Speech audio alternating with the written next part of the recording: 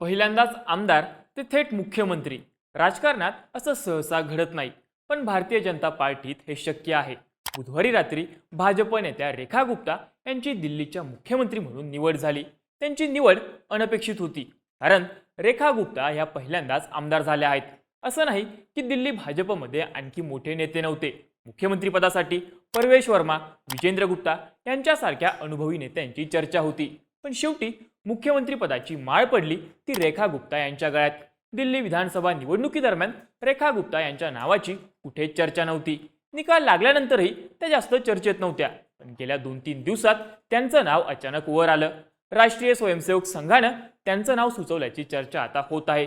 रेखा गुप्ता यांच्या नावाला संघाचा सपोर्ट होता, त्यामुळेच त्या मुख्यमंत्री झाल्या असंही बोललं जातंय. पण फक्त दिल्लीच नाही, तर गेल्या काही निवडणुकांमध्ये भाजपनं हाच पॅटर्न फॉलो केल्याचं बघायला मिळतंय. गेल्या 2 वर्षात भाजपनं ज्या राज्यांमध्ये सत्ता मिळवली तिथं पक्षानं संघाचं बॅकग्राऊंड असलेलाच मुख्यमंत्री दिला आहे.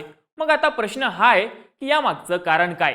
भाजपमध्ये संघाचं बॅकग्राऊंड असलेल्या नेत्याचीच मुख्यमंत्रीपदे निवड का होतीये? यापूर्वी असे कोणते नेते मुख्यमंत्री झाले आहेत? या सगळ्यातून संघ वरचढ ठरतोय का? या सगळ्याची माहिती या व्हिडिओतून बघूयात. नमस्कार, मी चैतन्य आणि तुम्ही बघताय बोल भिडू.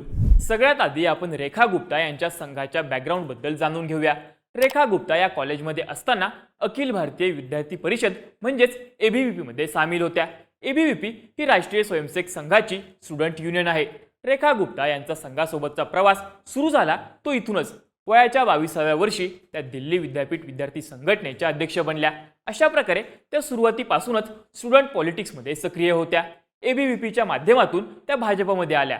त्यानंतर त्यांनी भाजपमध्ये विविध पदं सांभाळली. रेखा गुप्ता यांनी 2025 ची विधानसभा निवडणूक जिंकली आणि त्या पहिल्यांदाच आमदार झाल्या. त्यानंतर त्यांना थेट दिल्लीच्या मुख्यमंत्रीपदी बसवण्यात आलं आहे. भाजपच्या आणखी एका मुख्यमंत्र्याचा प्रवास रेखा गुप्ता यांच्याप्रमाणेच राहिला आहे. हा नेता पहिल्यांदाच आमदार झाला आणि त्याची थेट मुख्यमंत्री म्हणून निवड झाली. विशेष म्हणजे या नेत्याच्या नावाचीही कुठेच चर्चा नव्हती आणि त्याचं बॅकग्राऊंडही संघाचंच आहे. हा नेता म्हणजे राजस्थानचे मुख्यमंत्री भजनलाल शर्मा. राजस्थानमध्ये डिसेंबर 2023 मध्ये विधानसभा निवडणूक झाली.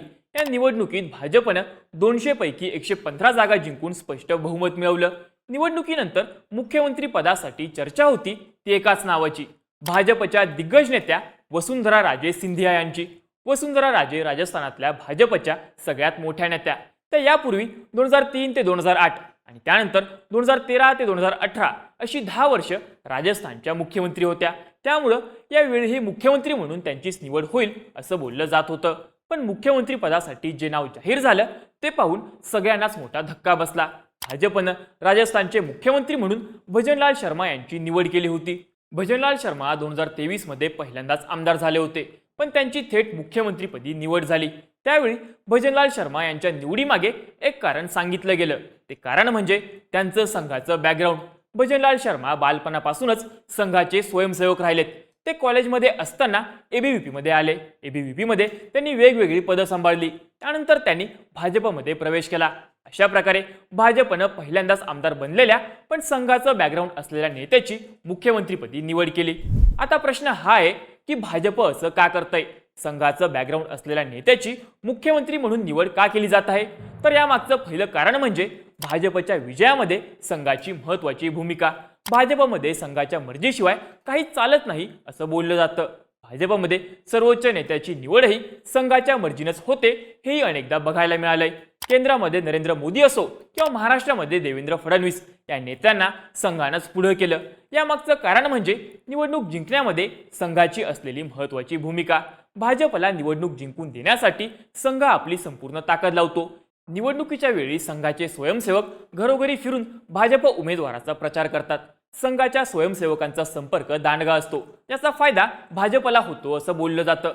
पण जेव्हा संघ भाजपला मदत करत नाही तेव्हा भाजपला निवडणूक जिंकणं जड जातं अशी ही चर्चा होते. त्याचं ताजं उदाहरण म्हणजे 2024 ची लोकसभा निवडणूक. त्या निवडणुकीदरम्यान भाजपचे अध्यक्ष JP नड्डा यांनी आता भाजपला संघाची गरज नाही, भाजप आता स्वतःच्या बळावर निवडणूक लढण्यास समर्थ आहे अशा आशयाचं वक्तव्य केलं होतं. त्यांच्या या वक्तव्यानंतर संघामधून तीव्र प्रतिक्रिया उमटल्याची चर्चा झाली।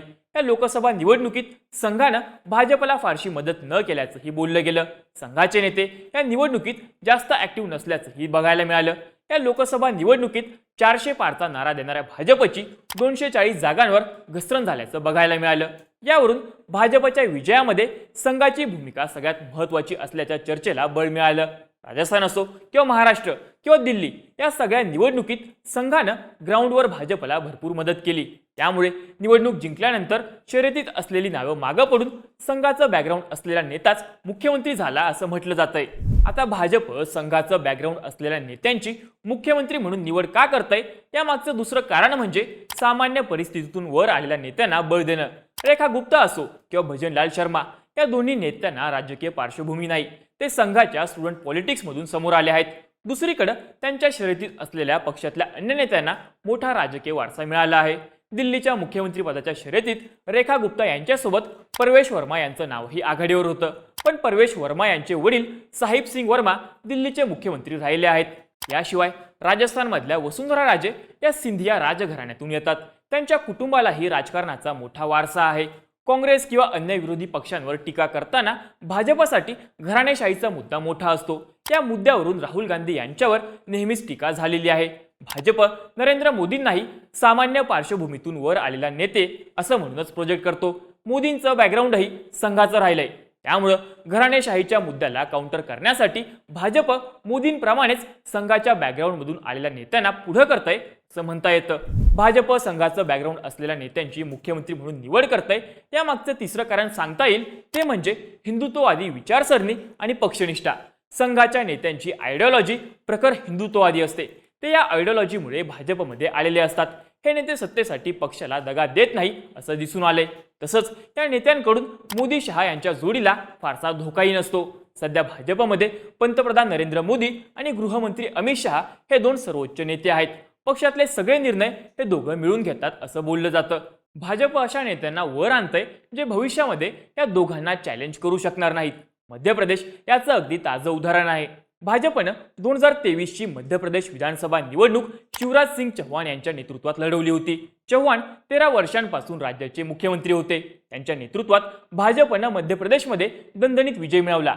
यानंतर आता शिवराज सिंग चौहानच मुख्यमंत्री होतील असं बोललं जात होतं, पण पक्षानं मुख्यमंत्री म्हणून ज्यांची निवड केली ते पाहून सगळ्यांनाच धक्का बसला। भाजपनं अजिबात चर्चेत नसलेल्या डॉक्टर मोहन यादव यांची मुख्यमंत्री म्हणून निवड केली आणि शिवराज सिंग चौहान यांना केंद्र सरकारमध्ये सामील केलं। शिवराज सिंग चौहान पुढे जाऊन भाजपच्या केंद्रीय नेतृत्वाला आव्हान म्हणून उभे राहू नयेत यासाठी हा निर्णय घेतल्याचं त्यावेळी बोललं गेलं। थोडक्यात काय, भाजपनं गेल्या 2 वर्षांमध्ये ज्या पण राज्यात निवडणूक जिंकली तिथे संघाचं बॅकग्राऊंड असलेला नेता मुख्यमंत्री म्हणून दिला। राजस्थानमध्ये भजनलाल शर्मा, मध्य प्रदेशमध्ये डॉक्टर मोहन यादव, छत्तीसगडमध्ये विष्णुदेव साय, हरियाणामध्ये नायब सिंग सैनी आणि महाराष्ट्रात मुख्यमंत्री देवेंद्र फडणवीस आणि आता दिल्लीमध्ये रेखा गुप्ता हे सगळे नेते संघाच्या तालमीत तयार झाले आहेत। हे नेते संघाच्या स्टुडंट पॉलिटिक्समधून वर आले आहे, नंतर भाजपात आले आणि आता मुख्यमंत्री झाले। आता भाजप आणखी कोणत्या राज्यामध्ये हाच फॉर्म्युला वापरतो हे पाहणं महत्त्वाचं असेल। बाकी तुम्हाला काय वाटतं, भाजप संघाचं बॅकग्राऊंड असलेल्या नेत्यांची मुख्यमंत्री म्हणून निवड का करतंय? यामुळे संघाची भाजपच्या डिसिजन मेकिंग मधली भूमिका वरचढ ठरतीये का? तुमच्या प्रतिक्रिया आम्हाला कमेंट करून नक्की सांगा आणि अशाच माहितीपूर्ण व्हिडिओजसाठी बोल भिडूच्या YouTube चॅनलला नक्की सबस्क्राईब करा।